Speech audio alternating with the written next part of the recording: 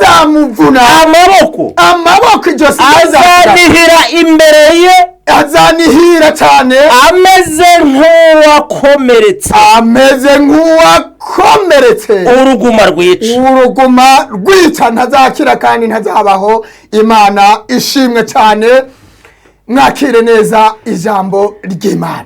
Murakarama mw'abantu mubanye natwe kuri izi cano zirenze imwe, kuri ibi binyamakuru Imana yaduhaye kugira ngo n'abari kure bumve, cyangwa se mbwire gito canje n'icundi cyumvireho. Imana ishimwe. Ndahari rero ku bwanyu, ndahari ndi impano Imana yahaye abatuye isi kugira ngo mwumve icyo Imana ivuga, kandi murakarama nimukomeze kugubwa neza, mugirirwe neza n'umwami nkorera, umwami wampamagaye. Imana y'amahoro, Imana idasaza ngo yitwaze akabando, Imana itanurwa imvura iguye ngo ihunge. Murakoze cyane, ndabizi muradukunda kandi muduteze amatwi muri benshi. Rero Imana y'amahoro nibampera umugisha. Abankunda nanjye ndabakunda, abankunda Imana izabakunda, abankunda Imana igiye kubaha icyubahiro guhera mu kwezi k'umunani ndetse n'ukwa 9 n'ukwa 10 n'ukwa 11 n'ukwa 12 ndetse mu mwaka utaha kuri bonane, ubwo ni ya mbere y'ukwa mbere, muzaze dusangire umunsi mukuru mu izina ry'umwami wacu Yesu. Tumaze kwicara ku meza z'abakomeye, tuzavuga ngo Imana iduteguriye ameza imbere y'abanzi bacu. Abantu rero mwahora mwibaza ngo ibyo mvuga ntibizasohora, mwumvise ko umwami w'u Burundi ndavuga neva nuko ari gusigaye Imana igiye kukuvuna. Rero njewe ndamubara nk'utari hose ubwa mbere mbivuze. Mwebwe mudukunda kandi mutega amatwi ibiganiro byacu, twifitiye confidence, nta bwoba dufite bwo kuvuga ibi bintu. Imbaraga Imana yaduhaye zirakomeye cyane, kandi ejo aho bukera tuzaba dushima Imana tuvuga gukomera kw'Imana. Amarira y'abarundi baraboroze bagira ngo Imana ntibumva, Imana yarabumvise. Nimuhumure, Imana igiye kubarengera kandi igiye kubatabara. Nimuhumure abarira mwihanagure, gutabarwa kwanyu kurabonetse. Ntibirenga mu kwezi kwa 8 n'ukwa 9 ndetse n'ukwa 10 mu kwa mbere, itariki ya mbere muzaze dusangire akaboga, turamye Imana tuyihimbaze, tuvuge ngo Uwiteka yadukoreye ibikomeye. Natwe turishimye kuko Imana igiye kudukuraho inkoni y'abanyabyaha n'ingogo yabo. Imitwaro bari babarabahekesheje igiye kubava ku bitugu. Igihe mwari mumaze kuri uwo musozi wo kubaho nabi, nta gitoro, inzara, ubukene, nta madovize, nta mafaranga, ibyo bigiye kurangira. Gereza zizafungurwa, abari baboreyemwo bitahire mu mahoro, nabo bari biremwa. Kandi Imana irabakunda, bavukiye amezi 9 nkayo ababatwaje igitugu bavukiye. Rero Imana ishimwe kandi habwa icubahiro. Uwiteka yibutse abantu be. Data, mu izina rya Yesu turagushimye kandi turaguhimbaje kubw'ineza yawe, kubw'ibitangaza n'imirimo ikomeye udukoreye. Natwe turishimye kandi turanezerewe. Imana ishimwe. Rero mu bundi buryo ndasenze, nubwo byagaragara nkaho nasenze, ariko ndasenze kandi nshimiye Imana. Urufatiro rw'Uwiteka ruracahagaze kandi rwanditseho ngo Uwiteka aza abantu be. Imana yibutsa abantu bayo mu gihe gisa n'iki ngiki. Amazina ni Bishop Buhungu Abeli, mwari mubanye kuri izi kamera. Uyu munsi nambaye imbaraga, murabona ko mvuga nk'umuntu yambaye rasoro y'Uwiteka. Ndakubaza ikibazo kimwe utazi wasoza kuko ndabona umuntu w'Imana, munyamakuru nkunda cyane. Iyo uvuze ngo azapfa yego cyangwa bazapfa, yego, kuvuga ko CNDD FDD yego izibagirana, yego, bazagwa mu gihugu cyangwa bazapfa bagenda? Ahari abazapfa bagenda bagapfa umugenda ni ruto, ariko bazashiraho rwose kuko Farawo aribasiwe. Igihe Uwiteka yashira inziga ku magare y'ingabo za Farawo, ntabwo Farawo yasigaye, n'ingabo ze zose zashiriye mu mazi. Rero ifarashi ibona uwayigenderaho, Uwiteka yabiroshe mu kiyaga. Ni ukuvuga ngo ntabwo bariho rwose, nubwo batabyemera. Njyewe erega Nowa yari yababuriye, erega Nowa yari yababuriye, imvura iragwa amazi arabarengera, erega Nowa yari yababuriye Menitekere uparisini menitekere ufarisine wapimye ku gipimo neva we ubwami bwawe bwanyazwe ibi tuvuze nta wundi yabisobanura uretse Bishop Buhungu Abeli.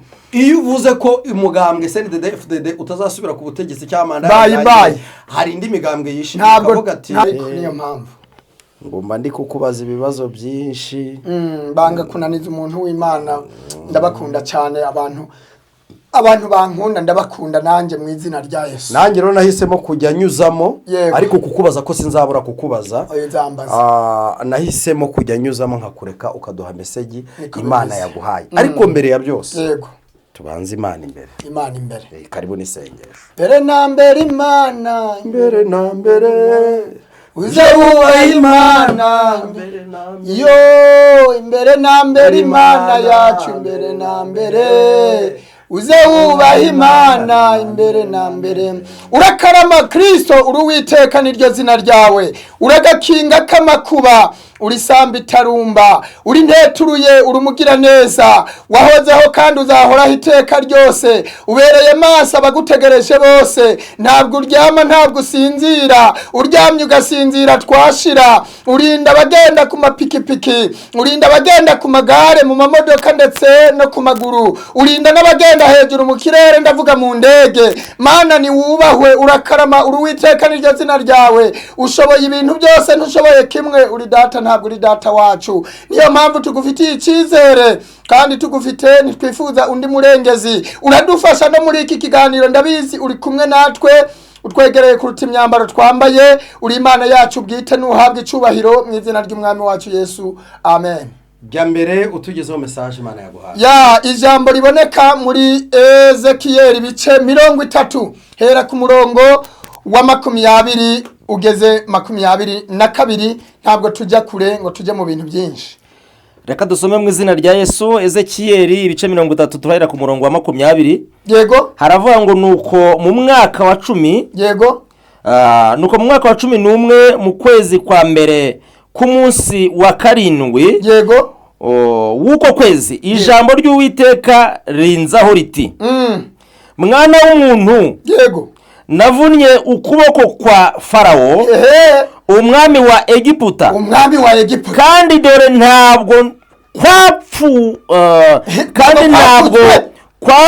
kwapfutswe yego ngo gushyirweho umuti, yego, ntikwashyizweho igitambaro, yego, kugira ngo kubone imbaraga zo gukomeza inkota. Yego, ngo ntikwigeze kuvurwa cyangwa se ngo gupfukwe, nta gitambaro cyakugiye ngo gukomeze kubone imbaraga zo gufata inkota, bakomeze guhemukira no kwica abantu Imana yaremye. Twakomeze. Nicyo gituma umwami Uwiteka avuga ati, dore nibasiye Farawo, umwami wa Egiputa, umwami w'igihugu cy'u Burundi, uwo ni Neva, nzamuvuna amaboko yombi uko nabanje kuvuna mvune n'ugusigaye, aho ni mu kwa 6 no mu kwa 7 ntibirenga. Kugikomeye kandi yego, inkota iri mu kuboko kwe, nzayigusha hasi. Abanyegiputa nzabatataniriza mu mahanga, mbateragane mu bihugu yakomeza, bateragane mu bihugu. Amaboko y'umwami w'i Babuloni nzayakomeza, inkota yanjye nyishyire mu kuboko kwe nyishyira mu kuboko kwe ariko farawo we nzamuvuna amaboko ijosi azanihira imbere ye azanihira cyane ameze nk'uwakomeretse uruguma rwica ntazakira kandi ntazabaho. Imana ishimwe cyane. Mwakire neza ijambo ry'Imana. Murakarama mw'abantu mubanye natwe kuri izi cano zirenze imwe, kuri ibi binyamakuru Imana yaduhaye kugira ngo n'abari kure bumve cyangwa se mbwire gito canje n'icundi cumvireho. Imana ishimwe. Ndahari rero ku bwanyu, ndahari ndi impano Imana yahaye abatuye isi kugira ngo mwumve icyo Imana ivuga, kandi murakarama nimukomeze kugubwa neza, mugirirwe neza n'umwami nkorera, umwami wampamagaye. Imana y'amahoro, Imana idasaza ngo yitwaze akabando, Imana itanurwa imvura iguye ngo ihunge. Murakoze cyane, ndabizi muradukunda kandi muduteze amatwi muri benshi. Rero Imana y'amahoro nibampera umugisha. Abankunda nanjye ndabakunda, abankunda Imana izabakunda, abankunda Imana igiye kubaha icyubahiro guhera mu kwezi k'umunani ndetse n'ukwa 9 n'ukwa 10 n'ukwa 11 n'ukwa 12 ndetse mu mwaka utaha kuri bonane, ubwo ni ya mbere y'ukwa mbere, muzaze dusangire umunsi mukuru mu izina ry'umwami wacu Yesu. Tumaze kwicara ku meza z'abakomeye, tuzavuga ngo Imana iduteguriye ameza imbere y'abanzi bacu. Abantu rero mwahora mwibaza ngo ibyo mvuga ntibizasohora, mwumvise ko umwami w'u Burundi ndavuga neva nuko ari gusigaye Imana igiye kukuvuna. Rero njewe ndamubara nk'utari hose ubwa mbere mbivuze. Mwebwe mudukunda kandi mutega amatwi ibiganiro byacu, twifitiye confidence, ntabwo badufite bwo kuvuga ibi bintu.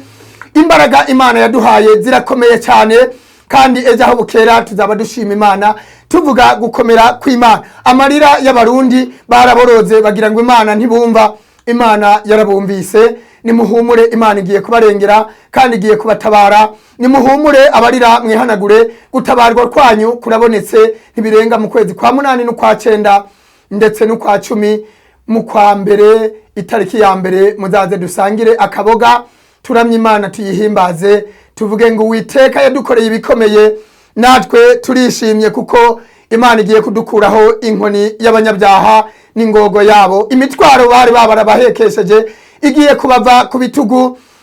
Igihe mwari mumaze kuri uwo musozi wo kubaho nabi, nta gitoro, inzara, ubukene, nta madovize, nta mafaranga, ibyo bigiye kurangira.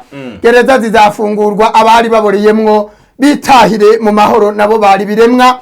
Kandi Imana irabakunda, bavukiye amezi 9 nkayo ababatwaje igitugu bavukiye. Rero Imana ishimwe kandi habwa icubahiro. Uwiteka yibutse abantu be. Data mu izina rya Yesu turagushimye kandi turaguhimbaje kubw'ineza yawe, kubw'ibitangaza n'imirimo ikomeye udukoreye. Natwe turishimye kandi turanezerewe.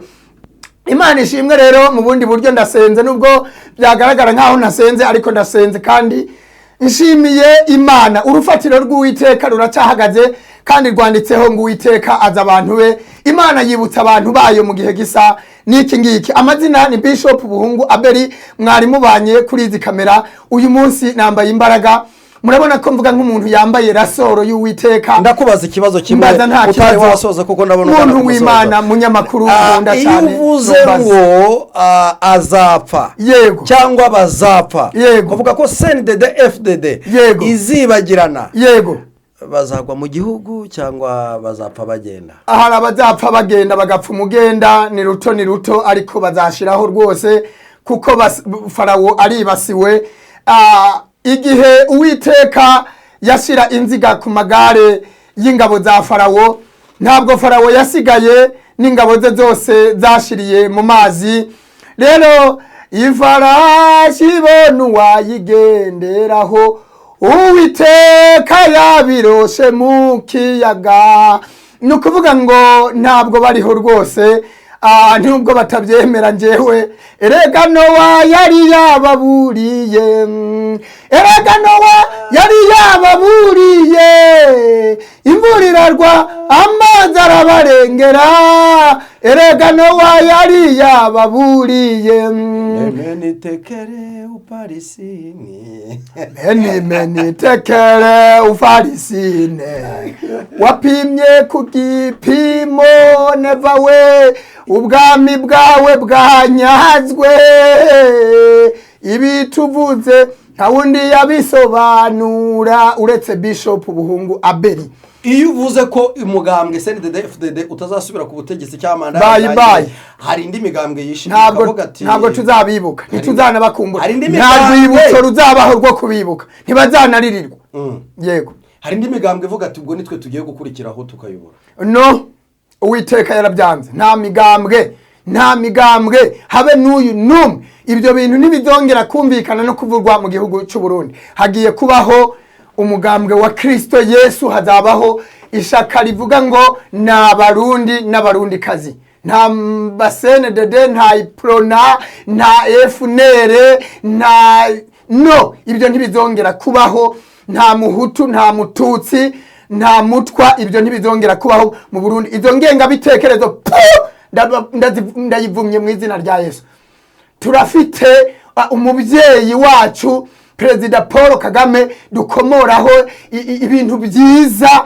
ingenga bitekerezo nizongera kumvikana Imana imuha amahoro n'imigisha yarwanyije ibintu by'ingenga bitekerezo ibintu by'amacakubiri abikuraho ibyo bintu bivuze mu Rwanda no guhita bagucukurira icyobo ntabwo ibyo bintu bizongera kumvikana rwose tugiye kwinjira mu kintu cyitwa ineza y'Imana amahoro aryose nk'amata n'ubuki.